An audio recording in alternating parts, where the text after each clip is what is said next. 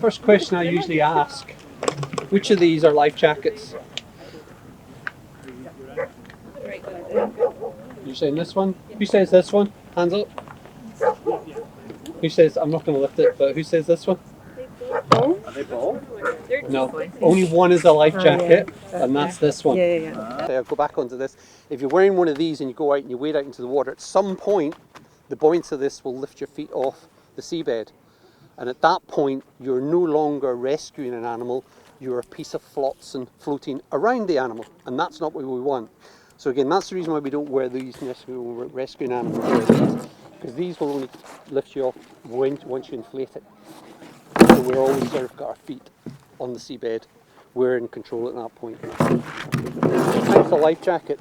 There is an automatic life jacket, which is what you'll see most rescue when you're sort of on a ship or something like that. They'll give you an automatic one. So if you fall in the water, it will automatically open up and float. I say automatic. It's not instantaneous. It can take 2 or 3 seconds for an automatic one to operate. Doesn't sound like an awful lot, but when you're drowning, 2 or 3 seconds can be an eternity. Don't panic, it will operate. If it doesn't operate, all of them have manual pulls on it. The life jackets we use, and again, for the reason we don't want you floating off while you're rescuing, is a manually operated, which is this yellow toggle. So when you pull this, there's a cylinder inside, that will inflate, and basically it will explode, pardon the pun, and keep you floating. They all come with leg straps. I noticed you've got your life jacket on, but you haven't got your leg straps in. So we will insist that you wear your leg straps. Again, the reason for that is you can get this inflating. Great, it's worked.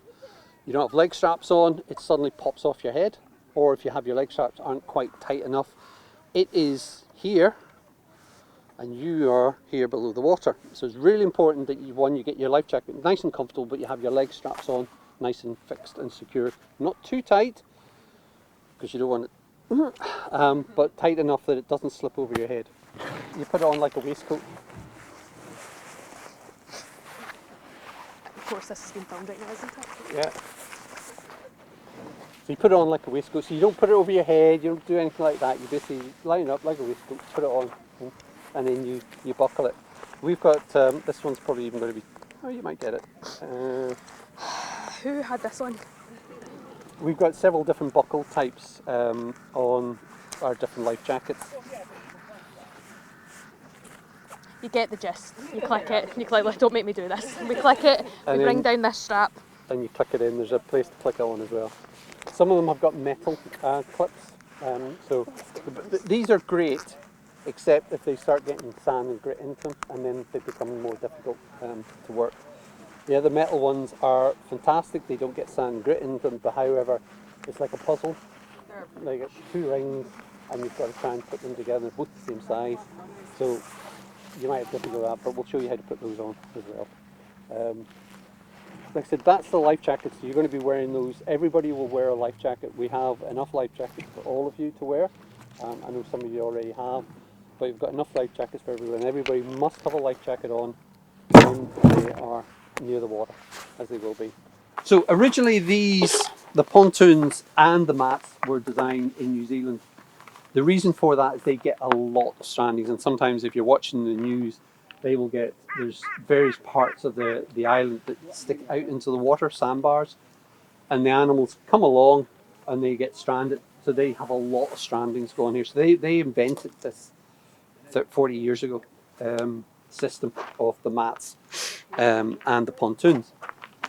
So some of them actually you'll see that have got Jonah written on them, which is their equivalent organisation over in New Zealand. But they invented this setup, and we have added to it in terms of the ones in New Zealand will have these, I'm not going to bend down, but they'll have these clips on them. That's standard. You'll notice they're triangle, a D-shaped, triangle, D-shaped, and again you'll be talked through why they are like that. On the basis, as a clue, you'll be sticking your hand where you can't see, so you have to be able to feel and know what you're actually feeling for. So that's the reason for those, but you'll be talked through that. What we did is add these strops and these strops onto the system. So the ones in New Zealand won't have these, but ones you'll see from us. And we now have a license, we can produce these and sell them to other parts of the world as well. Those strops are these ones in particular, and you don't clip the pontoons onto these ones or those ones that like theirs. They are for lifting. So these four are for lifting. So when we have a situation, and it's prevalent a lot in Scotland because we've got locks that go way, way up. The last thing you want to do is to find at the end of Loch Long a whale that you put onto this, you float it back out into the water, you release it, and it will swim 200 yards and restrand itself on one of the sides of the loch. So in those particular instances, we sometimes bring them all the way down to the bottom of the loch, and what we do there is we lift them potentially out with a boat, with a crane, we lift them out, put them on the back and take it down to the end. So that's one way of doing it. The other way of doing it is, and that's what these are for, is we attach the wheel on the pontoons to the side of a boat, a rib probably, rather than a boat. That way on a rib and this and at the side, you never actually tow a wheel because you'll drown it in effect. So you always attach it, should be under there. It was under there. Oh, he's down. Oh, he's down with it. They're getting another tank. Can I borrow it? Yeah. So that allows you to attach the wheel to the side of the boat, and then you basically very slowly take it down to the lock. But by having it attached to the side of a rib, you can actually monitor it. You monitor its breathing. Is it getting upset? Is the breathing rate going up? In which case you would slow down and calm the animal down again. Is the rate gone down? In which case you would slow down and try and find out what the issue is with the animal. We have had one instance where we lifted the wheel onto the back of a barge. It was a motorised barge, and we set off down the loch to the end, which was about 3 miles away, and the boat broke down. So what we did was we lifted the wheel back into the water again, and 4 of us straddled the pontoons and paddled it to the end. Whatever way it takes, we will do it to get it to the end. We obviously switched around. It wasn't 4 people just doing it all the time, but basically we paddled it down to the end and then released the animal. So, you could be asked to do a lot of things. What you'd be taught today is what we have as an organisation learned over the past 30, 35 years the organisation has been at, and also from our cousins in New Zealand and America. We brought it all together. You will get a book at the end, which basically explains everything you've learned today and you've watched and others bits and pieces.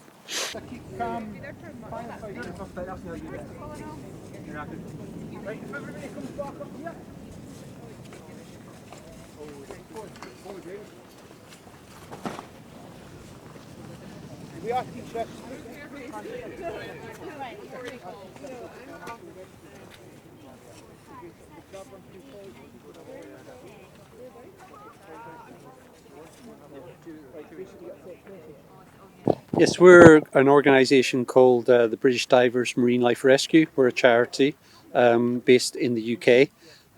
We are basically involved with the Clyde and Arran area and the Ayrshire and Dumfries area. And we have various groups within those that basically train medics, and then those medics are on call should they be required to rescue a seal, a dolphin or a whale. So today we're running what is known as a Marine Mammal Medic training course, and this is to train new medics in the skills required to rescue these animals. And therefore, that once they've done this training and done the theoretical assessment, they will become fully fledged medics. They will go on an active list, and they will then be able to be called out 24/7, 365 days a year to come out and rescue animals. So if a member of the public finds a stranded animal, what should they do? So if they find a live stranded animal, then they should call us, British Divers Marine Life Rescue. You can either go online, or we have an emergency telephone number that can be phoned. During office hours, it will go to head office. During out of office hours, it goes to what is known as an overnight coordinator, who will then answer the phone, give them the details as much as you can, as in where is the animal. We use an app called What's 3 Words. If you can provide that, that would be brilliant. But even just where is the animal, what type of animal, has it got injuries, anything like that. If you happen to know what it is, that would be great. They will then dispatch a medic, a local medic will come out and assess the situation. And if the animal is in need of rescue, because seals don't always need rescued, but if it's in need of rescue, then we will organise to get other medics to come out and help with the rescue. My name is Jabulo. Most people find it easy to say Jabs. I'm a small animal vet based out in Glasgow. I'm also a diver, so quite keen to sort of get out and dive as much as possible. What's really nice is getting to see all the local sort of wildlife in and out of the water. So I thought this course would be a nice way to sort of bridge both my leisure activities as well as my work, and also to just do some good and volunteer for the oceans, which are very important. So yeah, that's why I'm here today.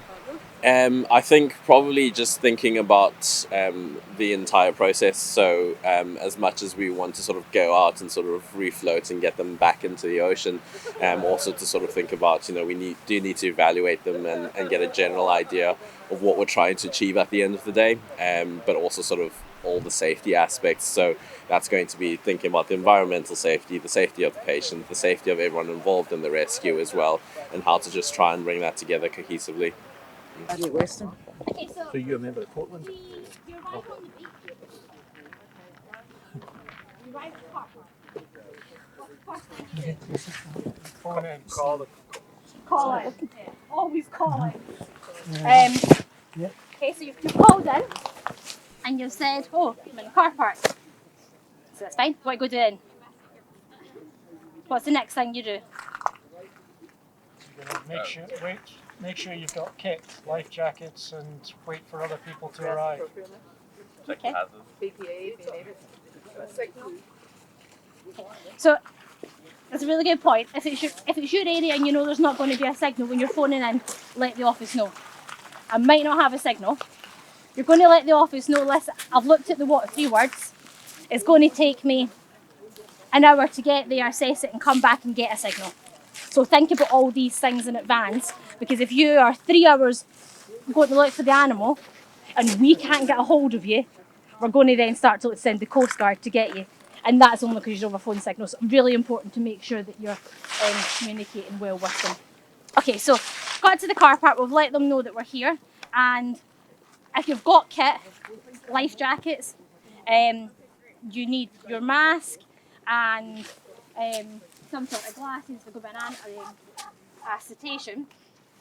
If you've got anything, you really need things like you get a measuring tape and anything like that. But you'll need, for a whale or a dolphin, you'll need a dry suit or a wetsuit. But you can make the initial assessment if the animal's on the beach and not in the water. You can just assess it in your normal clothes. But I would still suggest you put a life jacket on, because there's always people taking pictures. Okay. And they will be critical if you're not wearing it. If you don't have, obviously there's area kit. If you don't have the life jackets there and then, and it is on sand, you can do it, but just maybe explain to anybody that asks, because the public play a massive role. Okay, so you've got to the car park, you've now found the animal. What do we then start to look for? Okay, species. Sorry? Exactly. Okay, so the first thing we need to look, everything else is irrelevant. We need to work out if the animal is alive. Because if it's dead, there's nothing that we can do, we then pass it to SMAS. Okay, so does anybody know the breathing rates of a dolphin? No?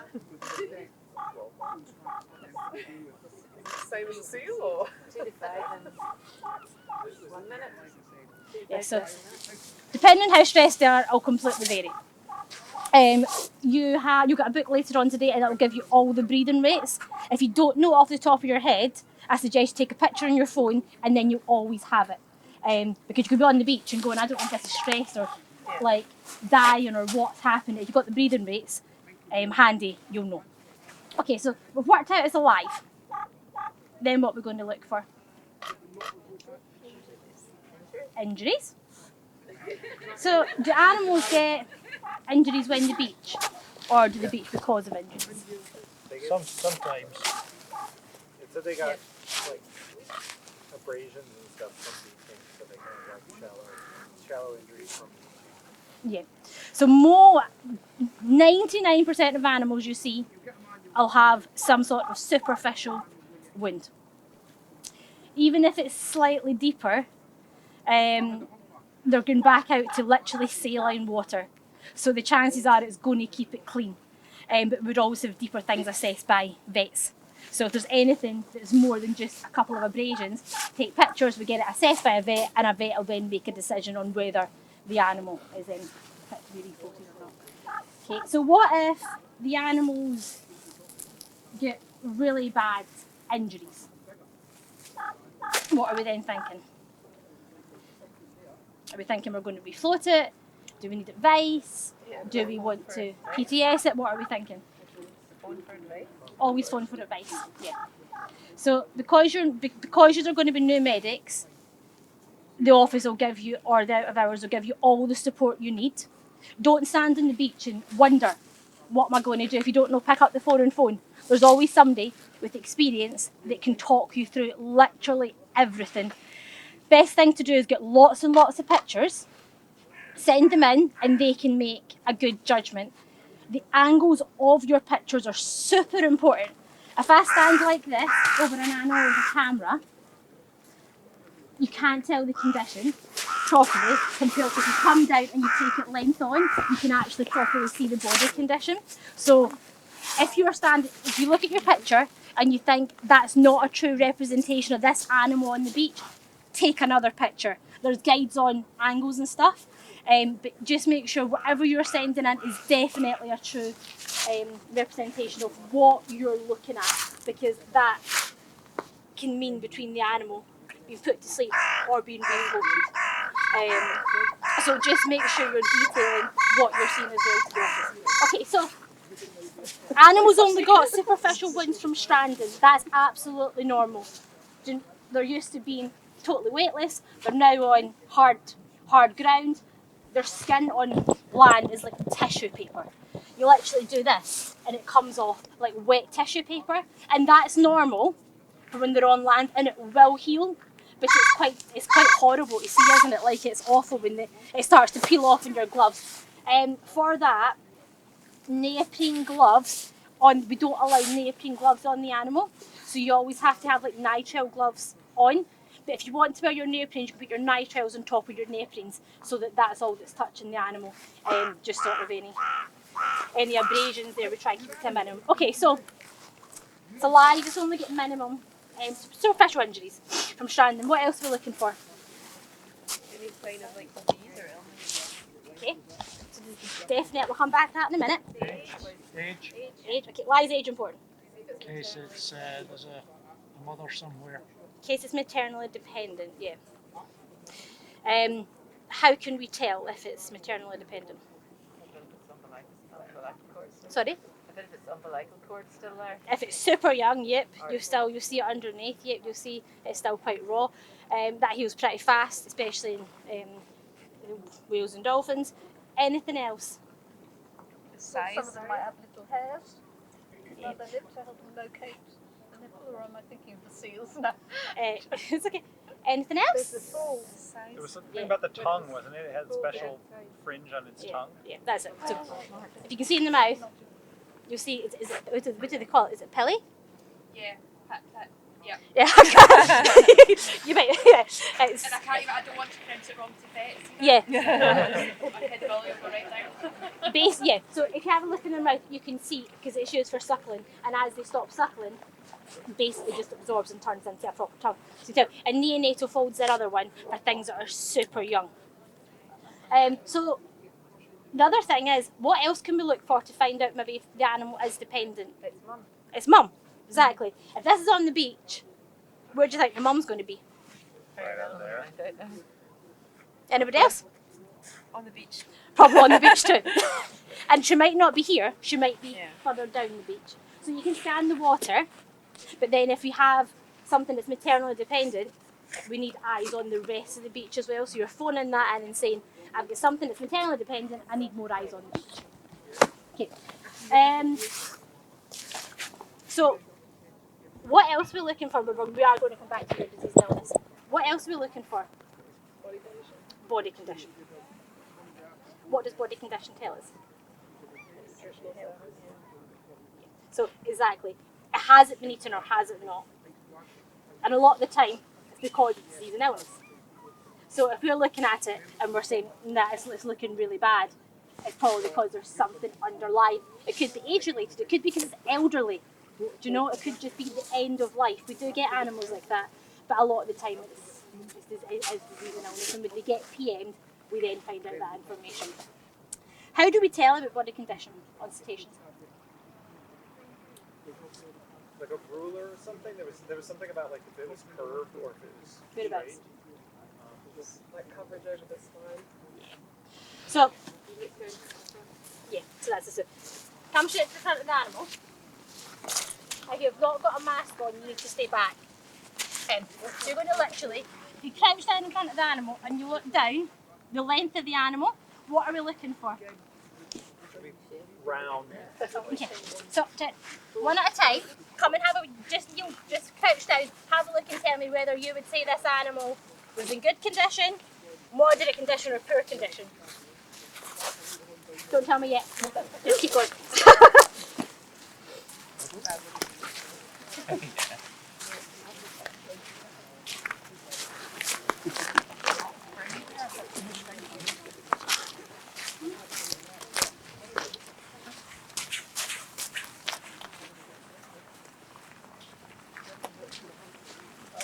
You're right, aren't you? No, these two. Ah, okay. Fantastic.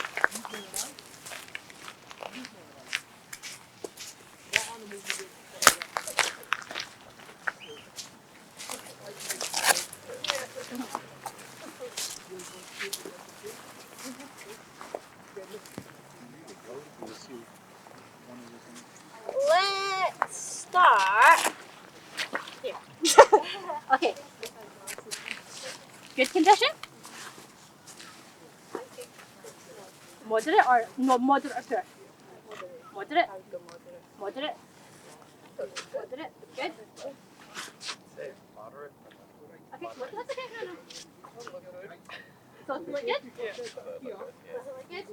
Moderate because of the mass, maybe making it look a bit more swollen than it could be. The weight. Okay. This animal's in good condition. The reason I started here is because you're the vet, aren't you? And I knew that if you said good, everyone's going to be good after it. The animal's in good. This animal's in good condition. For an animal that's in moderate condition, we look here, and what you'll see, along here and down here, you'll see a slight dip. Means animals in moderate condition. Normally, if we can't see anything else massively wrong with it, and it's not been on the beach for too long, we can still refloat the animals. If the animal's emaciated, what you'll see is a really big concave. Right guys, come back off the animal now. Really important. When you get to the end, you want to take like half a ton underneath. Don't let it unroll. Because if you let it unroll, you need to start again. No, right underneath. So you want the thing to go over halfway.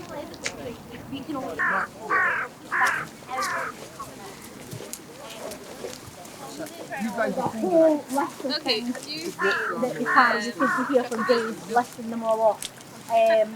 But yeah, just be mindful that we do carry these off. when Pass on. anything And the other comes thing into is, the animal, if you have pets at home, everything if I'm always on comes in the dolphin at 6, between 5 and and 7 then you go o'clock. home, That's 12 to o'clock your in the pets, place, and you haven't 5 had a shower, o'clock, 7 or you're o'clock, yeah? leaving your pit line and your So dog's if it's come rolling back in just it, now, you can still catch you that. guys are in You the animal have to place, make place sure of you're animal is sitting there, right? disinfecting yourself before you're disinfecting your pet. Because the vet will Yep, so very in support the animal. okay, so what What you don't want to be doing, guys, is you don't want to be in this position, on your knees support. No, because the animal rolls, you've got 2 ton animal lying on your lap and you ain't getting out. Okay, what you want to be doing is hunker if you want to get down. Yeah, so that if the animal starts moving, you can push yourselves away. Does that make sense? Right, so you guys support it. These guys, the way this is rolled, will come in at 7 o'clock and it will come in between your legs and the bail. So that you guys are still always supporting animal. They'll pass you the roll through in between you and try and get to the end of the roll. Okay? So you guys bring it in and it goes in here and it's passed up through between them. So They're now going to dry out really fast. What I would say is we don't use chunks. start again to re-roll it. So then that gets passed up in between us. They're already struggling with the If you just let go and step out, yeah. Sort it.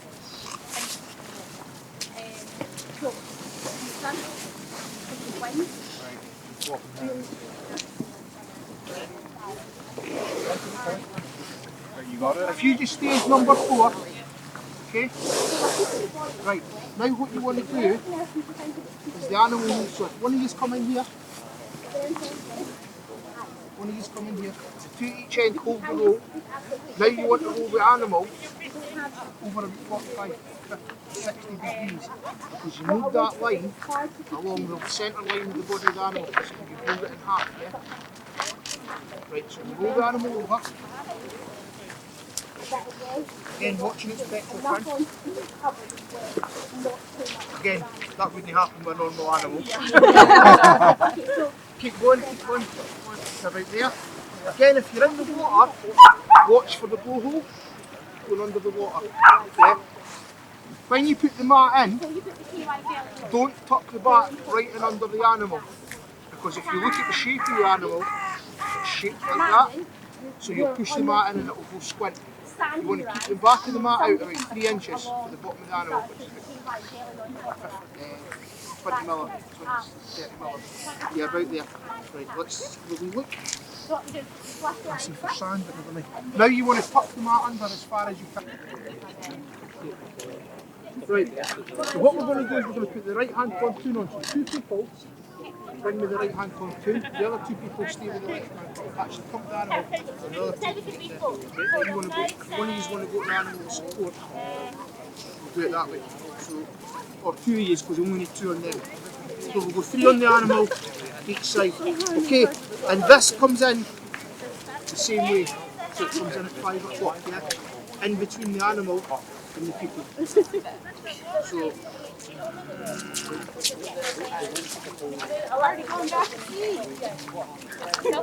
we're going to struggle with this one. Right, don't take that back up just now, we'll bring the left one in and I'll show you this other part. So, he's lift the mat up. Okay, so you're on the beach now. The animal's going to be focused. What are we going to do? It comes into the back again, in between the people. So anything you bring into any animal is in between the earlier. again, so you didn't spook the animal that's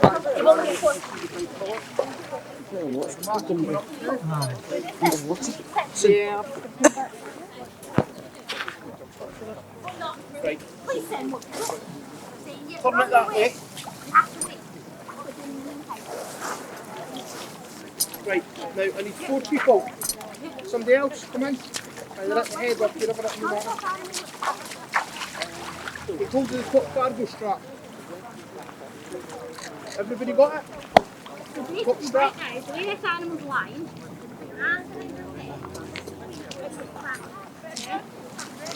No, just leave it. Now you're going to clip on.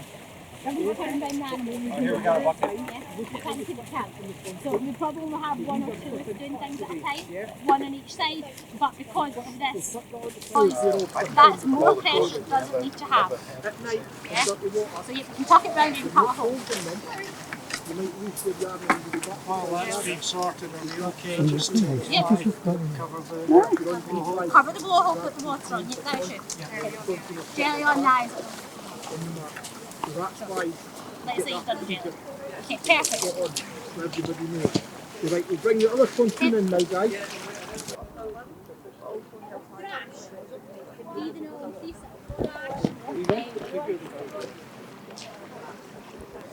Can we get somebody at number 3, please?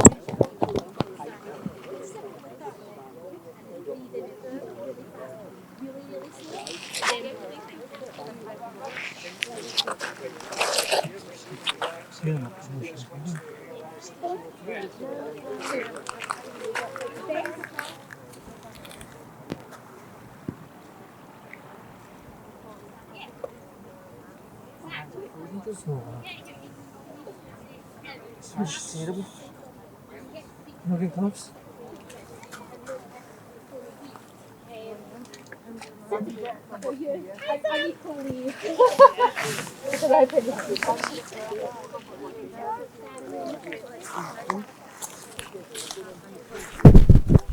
One at a time, number 1 start.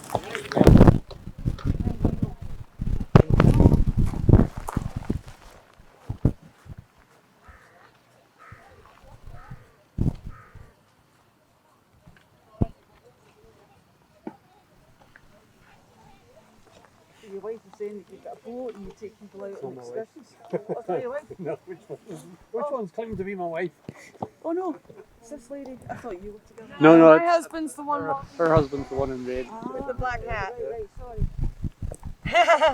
Me and Gavin, that wouldn't work. That wouldn't work. I love you.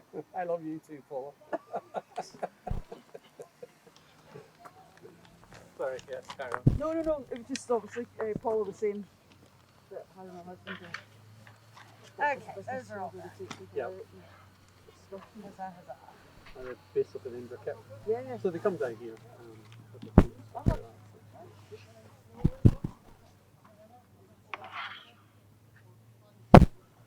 There's a small seal called Cumber, Isle of Cumber. Right. So you can come down and see them there and stuff like that.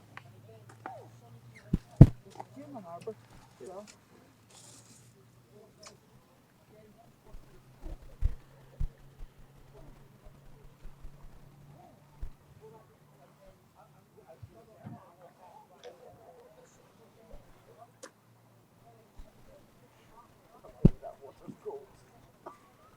Yeah, it's okay in a dry suit.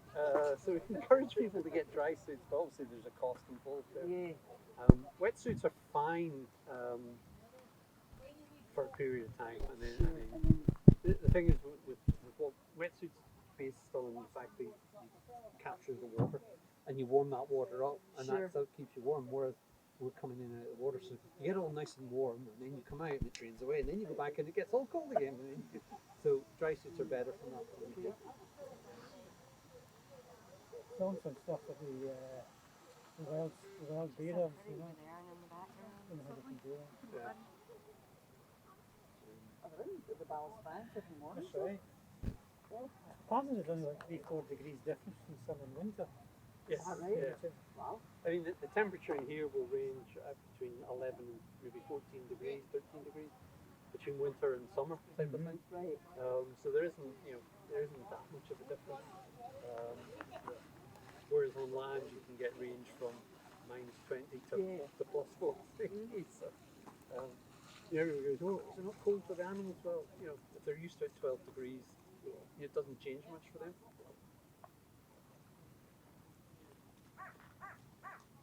Like the States, parts of the States, you can have like 55 degrees one day and 85 the next. You know?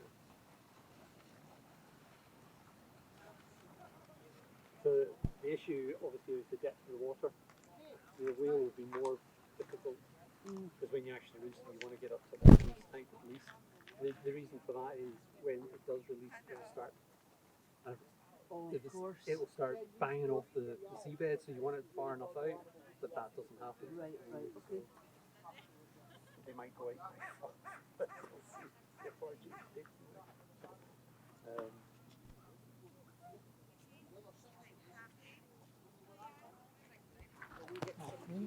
Thank you. My name is David Devoy. I'm the area coordinator for Ayrshire and Dumfries and Galloway. So I cover sort of Ardrossan all the way down to the borders. It's all rescues, anything that happens, I would be the kind of coordinator for the area. Not necessarily first on scene, but I coordinate the team and make sure they're up to date in their training. So today's event is a new Marine Mammal Medic training course, and it's for people who have never done this before. The last couple of weeks they've been doing module-based training online, and this has came to their practical day. So it's a full day out in the water. Where they'll learn how to rescue a stranded dolphin, a stranded whale, and later on this afternoon they'll find out how to do first aid on an injured seal, in order to find out if that injured seal needs to be left where it is or transported to a medical facility. We've got some vets here as well, so we've got some vets from the university who we've been working with the last couple of weeks, and other members of the public that are here to become part of the team and go into the on-call register.